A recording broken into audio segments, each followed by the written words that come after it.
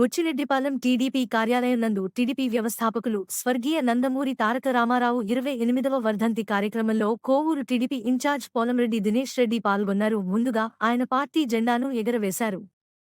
అనంతరం ఎన్టీఆర్ చిత్రపటానికి పూలమాల వేసి ఘనంగా నివాళులర్పించారు. ఈ సందర్భంగా ఆయన మాట్లాడుతూ పేద ప్రజలకు గూడు గుడ్డ ఉండాలనే సంకల్పంతో బడుగు బలహీన వర్గాలు అభివృద్ధి చెందాలని నాడు తెలుగుదేశం పార్టీని స్థాపించి 9 నెలల్లోనే ప్రజల అభిమానంతో ముఖ్యమంత్రిగా గెలిచి చరిత్ర సృష్టించారని అన్నారు. నేడు మహిళలు అనుభవిస్తున్న రాజ్యాంగ హక్కులను ఎన్టీఆర్ అమలు చేసినవేనని తెలిపారు. తెలుగు జాతి బ్రతికి ఉన్నంతకాలం తెలుగు ప్రజల గుండెల్లో ఓ శ్రీరాముడిగా, ఓ శ్రీకృష్ణుడిగా ప్రజల గుండెల్లో నిలిచిపోతారని కొనియాడారు. అనంతరం తెలుగు యువత అధ్యక్షుడు వింజం మహేష్ నాయుడు ఆధ్వర్యంలో పేదలకు వస్త్రాలను పంపిణీ చేశారు. ఈ కార్యక్రమంలో చెముకుల కృష్ణ చైతన్య, బత్తల హరికృష్ణ, ఎంవి శేషయ్య, బండ్ల కొండయ్య, వింజం మహేష్ నాయుడు, కిషోర్, జూగుంట పురుషోత్తం, కళ్యాణ్, నందకుమార్, తాళ్లస్వామి మరియు టీడీపీ నాయకులు కార్యకర్తలు భారీ సంఖ్యలో పాల్గొన్నారు.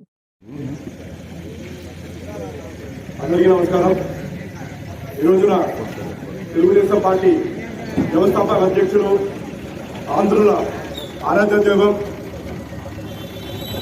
తెలుగు చలనచిత్ర రంగంలో ఉన్నత స్థాయిగా ఎదిగి విశ్వవిఖ్యాత నట సార్వభౌమగా కీర్తింపగాంచిన స్వర్గీయ శ్రీ నందమూరి తారక రామారావు గారి వర్ధంతిని పురస్కరించుకొని ఈ రోజున బుచ్చిరెడ్డిపాలెం మండలంలోని పార్టీ ఆఫీసులో ఆయనకి ఘన నివాళులు అర్పిస్తూ ఆయన నినాదాలతో ఈ రోజున మేమందరం ఇక్కడ కార్యక్రమం చేపట్టడం జరుగుతుంది.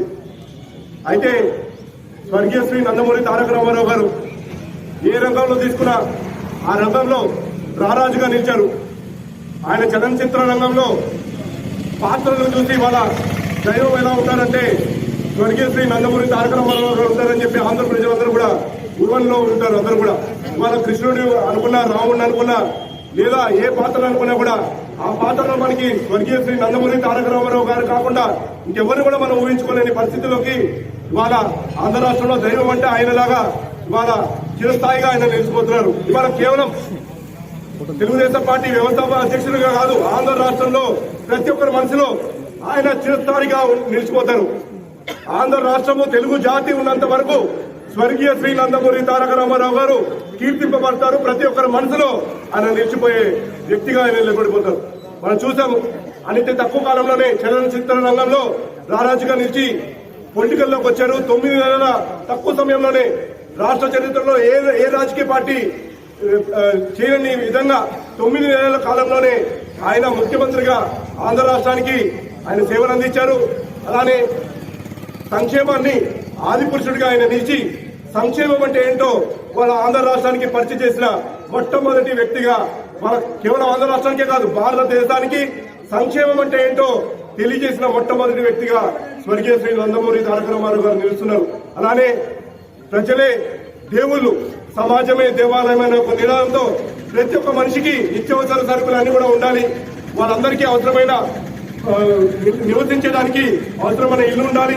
ప్రతి ఒక్కరికి కట్టుకోవడానికి గుడ్డలు ఉండాలి. అలానే ప్రతి ఒక్కరికి తినడానికి అన్నం ఉండాలని చెప్పి ఒక సంకల్పంతో ఆ రోజున తెలంగాణ ప్రాంతంలో అలాంటి ఆ ప్రాంతంలో నూకలు తినేవాళ్ళు, చిన్న చిన్న బియ్యము నూకలు అలానే ఇలాంటి తింటున్న సమయంలో ప్రతి ఒక్కరికి కూడా కిలోకి ఆ రోజున రూపాయి కిలో బియ్యం ఇచ్చి ప్రతి ఒక్కరికి అన్నాన్ని, సన్న బియ్యాన్ని ఆ రోజు అందించిన ఘనత స్వర్గీయ శ్రీ నందమూరి తారక రామారావు గారు చెప్తుంది. అలానే బడుగు బలహీన వర్గాలు కేవలం ఓట్లేయడానికి తప్ప ఎప్పుడు కూడా రాజకీయ ప్రవేశం చేయలేదు. కానీ అలాంటి వాళ్ళు స్వర్గీయ శ్రీ నందమూరి తారక రామారావు గారు 1982 సంవత్సరంలో పార్టీని స్థాపించిన తర్వాత బడుగు బలహీన వర్గాలకి ఆర్థికంగా, సామాజికంగా అలానే రాజకీయంగా ముందుకు తీసుకెళ్లిన ఘనత స్వర్గీయ శ్రీ నందమూరి తారక రామారావు గారు దక్కుతుంది. అలానే ఎన్నో మంచి సంక్షేమ పథకాలు చేశారు. ఆంధ్ర రాష్ట్రానికి అవసరమైన అన్ని అభివృద్ధి పనులు చేశారు.